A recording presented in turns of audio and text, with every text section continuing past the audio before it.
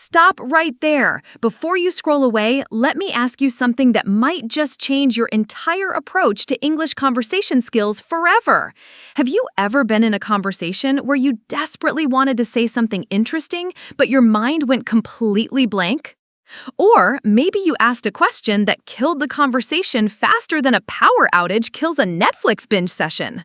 Well, my friend, you're about to discover the secret weapon that native English speakers use to create magnetic conversations that people actually remember. I'm talking about the art of asking great questions. And trust me, this isn't your typical boring grammar lesson. Hey there, English learners. Welcome to Daily English Confidence, where we turn your daily English speaking dreams into reality. I'm your host, and today we're diving deep into something that will revolutionize your English communication skills forever. We're talking about how to ask questions that don't just get answers. They create connections, spark curiosity, and make people think, wow, I want to keep talking to this person. And here's the crazy part, most people, even native speakers, are terrible at this. But by the end of this lesson, you'll have the advanced English conversation techniques that will make you stand out in any room, any situation, any conversation. Are you ready to become a conversation magnet? Let me paint you a picture that I bet sounds familiar. You're at a networking event, a party, or maybe just chatting with a colleague during lunch break. The conversation starts okay. How are you? Fine, thanks. How about you? Good, good. And then silence. Awkward, painful silence that feels like it lasts forever. Or maybe you try to ask questions, but they're the kind that get one-word answers. Do you like your job? Yes. Is it busy? Sometimes. Oh, okay. And there you are, desperately searching your brain for what to say next, while the other person is probably planning their escape route. Here's what's happening, and this is where most English conversation practice goes wrong. We're taught to ask questions, but nobody teaches us how to ask the right questions. Questions that open doors instead of closing them. Questions that make people light up instead of shut down. But what if I told you that there's a simple framework, a secret formula that master conversationalists use to ask questions that are so engaging, so thought-provoking, that people actually thank them for the conversation? What if you could walk into any situation and know exactly how to turn small talk into meaningful dialogue? All right, let's start with a story that will blow your mind. Last week, I was at a coffee shop and I overheard two conversations happening at nearby tables. At table 1, I heard this exchange. Person A, what do you do for work? Person B, I'm in marketing. Person A, oh, cool, do you like it? Person B, it's okay. Person A, that's nice. And that conversation died faster than my phone battery when I forget to charge it overnight. But at table 2, something magical was happening. Person C asked Person D, what's the most surprising thing you've learned about people since you started working in marketing? And suddenly, Person D's eyes lit up. They leaned forward and they started telling this incredible story about human psychology and consumer behavior that had both of them laughing and sharing personal experiences for the next 30 minutes. Do you see the difference? Both questions were about work, but one was a conversation killer and the other was a conversation creator. This is the power of asking great questions in English.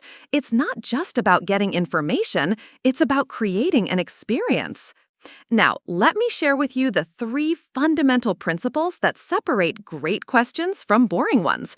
These are the building blocks of advanced English conversation techniques that will transform your daily English speaking forever. Principle number 1, great questions invite stories, not facts. When you ask, what do you do, you're asking for a fact. When you ask, what's the most interesting project you've worked on lately, you're inviting a story. Stories create emotional connections, and emotional connections create memorable conversations. Principle number 2. Great questions show genuine curiosity about the person, not just the topic. Instead of asking, "Do you travel a lot?" try, "What's a place that completely changed your perspective?" The first question is about frequency. The second is about impact on the person. Principle number 3.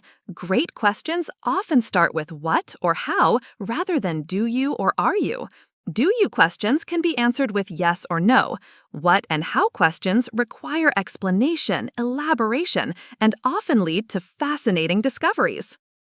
Now here comes the game changer. I'm going to teach you a framework that I call the SPARK method.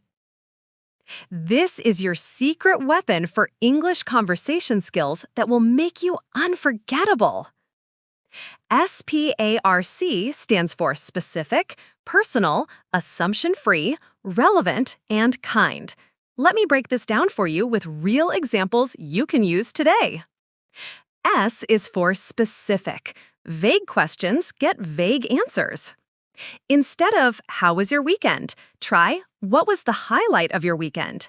Instead of, "Do you like movies?" ask, "What's a movie that you've watched more than 3 times?" See how much more interesting that becomes? You're not just asking about movies in general, you're asking about a movie so good they kept coming back to it. Let me give you a daily English conversation example. You're talking to someone at work about their lunch. Don't ask, "Was your lunch good?" Ask, "What made you choose that restaurant today?" Suddenly, you might learn about their favorite cuisine, a recommendation from a friend, or even a funny story about getting lost trying to find the place. P is for personal. Great questions connect to personal experiences and emotions. Instead of, "What's the weather like?" try, "What's your favorite kind of weather and why?" Instead of, "Do you have hobbies?" ask, "What's something you do that makes you lose track of time?" Here's where this gets really powerful for your English communication skills. When you ask personal questions, people feel seen and valued. Last month, instead of asking my neighbor, "How's your garden?" I asked, "What plant in your garden are you most proud of?" She spent 20 minutes telling me about her grandmother's rosebush and shared family stories I never would have heard otherwise. A is for assumption-free. This is crucial for advanced English conversation.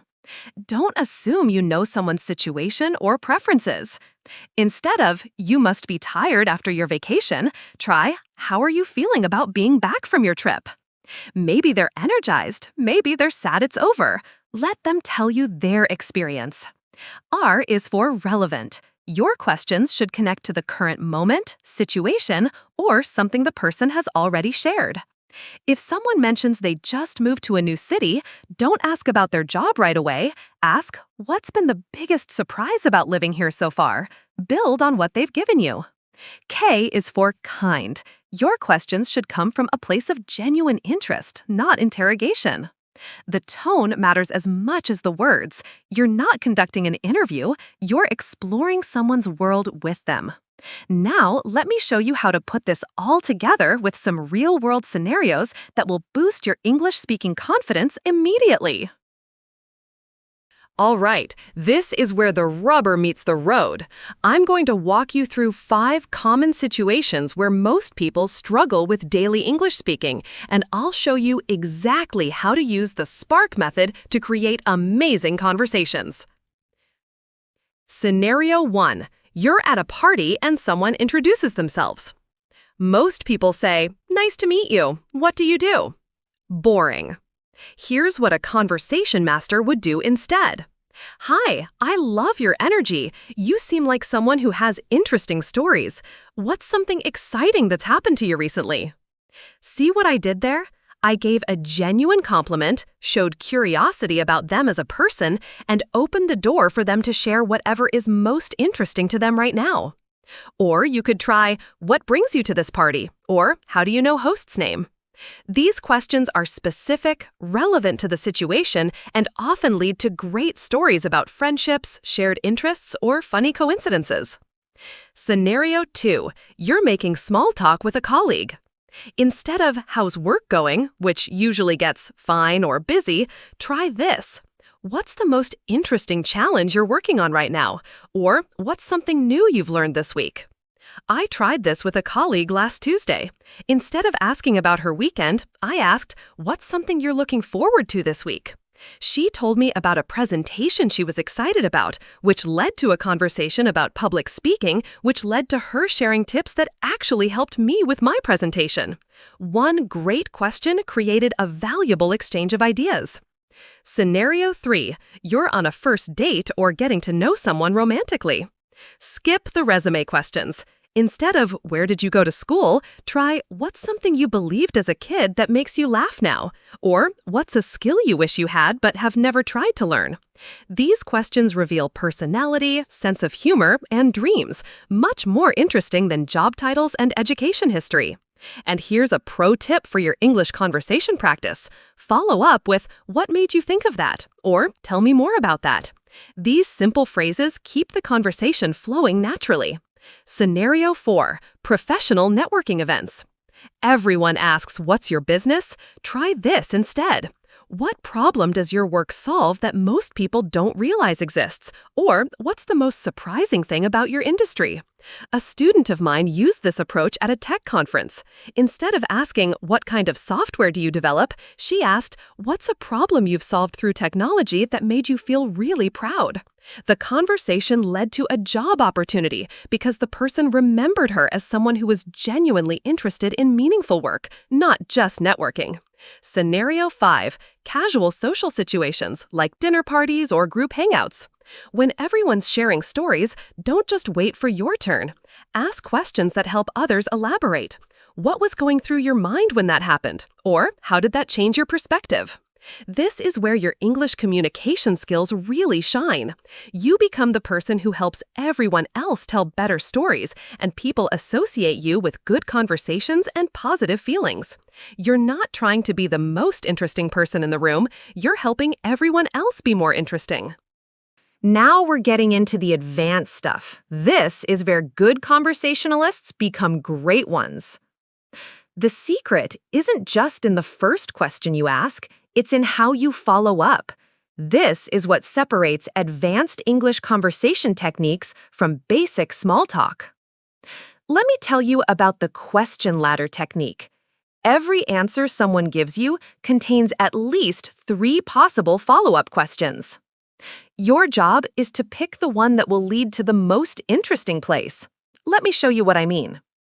Let's say you ask someone, what's the best advice you've ever received? And they answer, my grandmother told me to always trust my gut instincts. Now, most people would say, oh, that's nice, and change the subject. But a conversation master sees 3 ladders. Ladder 1, the advice path. What situation made her give you that advice? Ladder 2, the relationship path. What was your grandmother like? Ladder 3, the application path. Can you think of a time when following that advice really paid off? Each ladder leads to a completely different conversation. The key is reading the person's energy and interest. Did their voice get excited when they mentioned their grandmother? Take the relationship ladder. Did they seem thoughtful about the advice itself? Go with the application ladder. This is emotional intelligence in action. Here's another powerful technique I call the echo.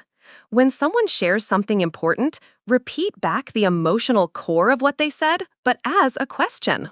For example, if someone says, I finally quit my job last month to start my own business, don't ask about the business details first. Echo the emotion. That must have taken incredible courage. What finally made you decide it was time? I watched a student use this technique at a coffee shop. A stranger mentioned they were nervous about moving to a new city. Instead of giving advice or asking about the logistics, my student echoed, moving somewhere completely new, that's both exciting and terrifying, isn't it? What's the part you're most curious about? The conversation became so engaging that they exchanged contact information and are now good friends. The bridge technique is perfect for your daily English conversation practice. When someone finishes sharing something, you bridge to a related but deeper topic. If someone talks about their weekend hiking trip, instead of asking about the trail difficulty, bridge to the bigger picture. It sounds like spending time in nature is important to you. What does it give you that you can't get anywhere else? Now, let me warn you about the 3 biggest mistakes people make with follow-up questions that kill English conversation skills instantly. Mistake 1, the interview trap. This is when you ask question after question without sharing anything about yourself. Conversations are exchanges, not interrogations. After 2 or 3 questions, share a related thought or experience of your own. Mistake 2, the advice trap. Someone shares a challenge and you immediately jump to giving solutions instead of understanding their experience first. Ask, how are you handling that, before suggesting what they should do. Mistake 3, the topic jump. Someone gives you a rich, detailed answer and you completely ignore it to ask about something else. This makes people feel unheard and kills the connection you were building. Now, here's something crucial that most English conversation practice materials don't cover: cultural sensitivity in question asking. As you develop these English communication skills, you need to understand that great questions work differently across cultures and contexts. In American culture, personal questions about dreams, aspirations, and experiences are generally welcome in casual conversations, but in some cultures, these might be considered too intimate for first meetings. The key is to start with safer territory and let the other person guide you toward deeper topics. Watch for these signals that someone is comfortable going deeper. They give longer answers, they ask you questions back, their body language is open, and they volunteer information beyond what you asked. If someone gives short answers and doesn't reciprocate with questions, stick to lighter topics. Your advanced English conversation techniques need to adapt to the situation. In professional settings, focus on challenges, learning experiences, and industry insights. What's the most interesting project you've worked on this year is perfect for work contexts. In personal relationships, you can explore values, experiences, and emotions more deeply. What's something you've changed your mind about recently? Or what's a tradition from your childhood that you want to continue? These questions build real intimacy and understanding. Here's an advanced technique that will take your English speaking confidence to the next level: vulnerable questions. These are questions that require the asker to be vulnerable too. For example, instead of "what are your hobbies," try "what's something you do that you're a little embarrassed to admit you love." The magic happens when you answer your own question first or share something similar. I have to admit, I'm obsessed with reality TV cooking shows. I know they're ridiculous, but I can't stop watching. What about you? What's your guilty pleasure? This creates instant connection because you've both admitted to being human. Sometimes your great questions will lead to difficult topics. Someone might share something sad, challenging, or controversial. This is actually a sign that your daily English speaking skills are working. People are trusting you with real parts of their lives. When this happens, resist the urge to fix, judge, or change the subject. Instead, try these responses. "That sounds really difficult. How are you dealing with that?" Or, "What's been helpful for you?" Your job isn't to solve their problems, it's to witness their experience with kindness. The secret to mastering all of this is developing what I call the curiosity mindset. Instead of thinking, "What should I ask?" think, "What would I genuinely love to know about this person?" Instead of "How do I keep this conversation going?" think, "What fascinating thing might I discover?" Try this exercise to build your English conversation skills. For 1 week, ask at least one person per day a question you've never asked before. It could be your barista, your colleague, your neighbor, or a family member. Notice how different questions create different energy and responses.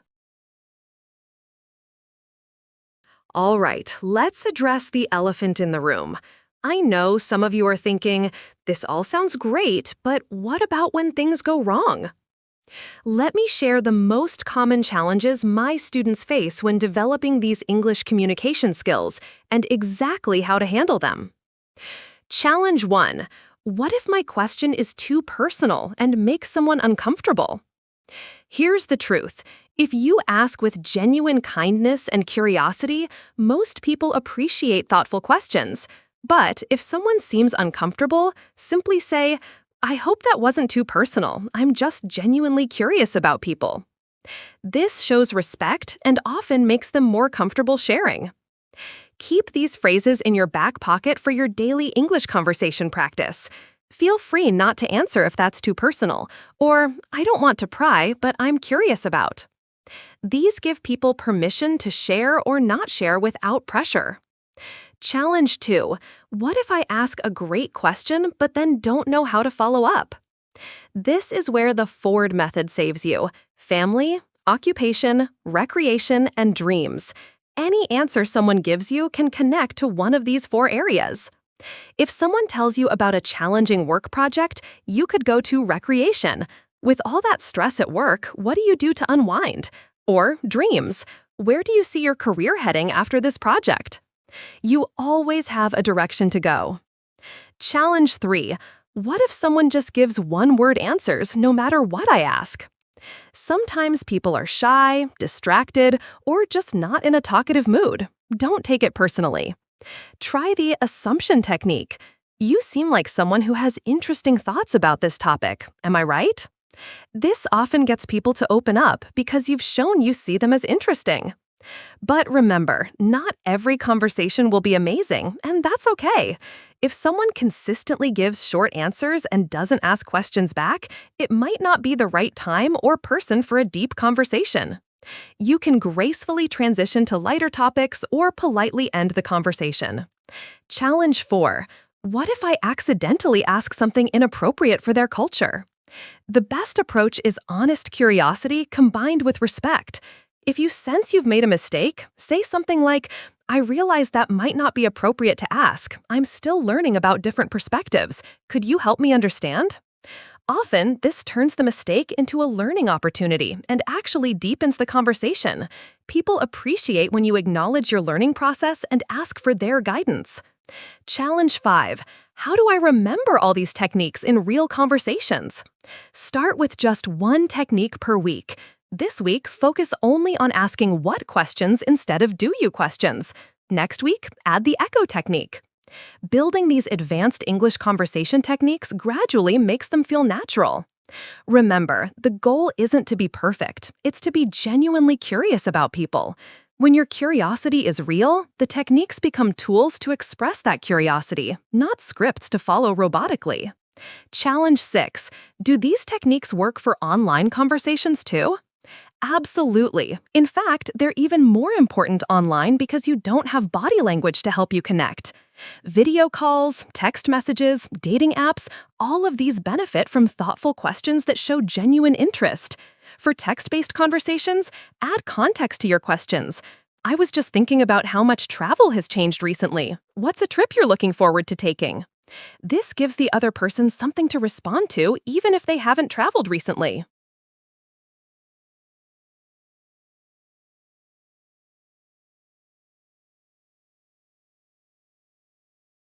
Before we wrap up this comprehensive guide to asking great questions in English, let me leave you with 3 final tips that will cement your success with these English conversation skills.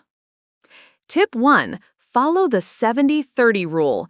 In great conversations, the other person should be talking about 70% of the time, and you should be talking 30%. Your job is to be the director of the conversation, not the star. Your questions and responses guide the flow, but their stories and experiences are the main attraction. Tip 2. Match their energy level. If someone is excited and animated, bring enthusiasm to your questions. If they're in a reflective, thoughtful mood, ask deeper, more contemplative questions. This emotional attunement is what makes conversations feel natural and connected. Tip 3. End conversations with gratitude. Instead of just saying, "Nice talking to you," try, "Thank you for sharing that story about your grandmother. It really made me think about my own family traditions." This shows that you were truly listening and that the conversation mattered to you. Here's what's going to happen when you start implementing these daily English speaking techniques. People are going to remember you. They're going to look forward to talking with you. They're going to feel heard, valued, and understood in your presence. And that, my friends, is the ultimate goal of great conversation. I want you to commit to trying just one of these techniques this week. Pick the one that resonated most with you and use it in 3 different conversations. Then come back and tell me how it went in the comments below. If this lesson has transformed your understanding of English conversation skills, I need you to do 3 things right now. First, smash that like button if you're ready to become a conversation master. Your like tells me that you want more content like this, and it helps other English learners discover these advanced English conversation techniques. Second, subscribe and hit the notification bell because next week, I'm revealing the secrets of storytelling in English, how to tell stories that captivate, inspire, and make people hang on your every word. You don't want to miss that. Third, share this video with someone who could benefit from better English communication skills. Maybe it's a friend who's learning English, a colleague who struggles with small talk, or a family member who wants to connect better with others. And don't forget to join our community in the comments. Share your biggest takeaway from today's lesson, or tell me about a time when a great question led to an amazing conversation. I read every single comment, and I love hearing your success stories. Remember, every conversation is an opportunity to practice these skills. Every person you meet has fascinating stories, unique perspectives, and valuable experiences. Your job is to be curious enough to discover them. Keep practicing, keep asking great questions, and keep building those daily English speaking skills that will serve you for a lifetime. Until next time, this is Daily English Confidence, reminding you that every conversation is a chance to connect, learn, and grow. See you in the next lesson.